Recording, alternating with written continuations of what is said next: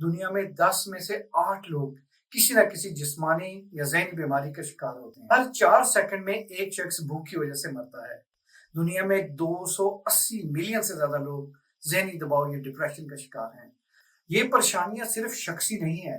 अगर आप अपने मोहल्ले में देखें, अपने शहर में देखें, अपने मुल्क में देखें, अगर आप उम्मत मुसलमा में भी देखें, तो ये परेशानियां आपको नजर आएंगी। इत्तेहाद की कमी, डिप्रेशन, करप्शन, बेरोजगारी, बदअमनी, दहशतगर्दी। क्या आपने कभी सोचा कि इन मसाइल का हल क्या है? इन मसाइल की वजह क्या है? उम्मत मुसलमान कैसे बच सकती है? जनाब आए मैं इसका आपको हल दिखाता हूँ।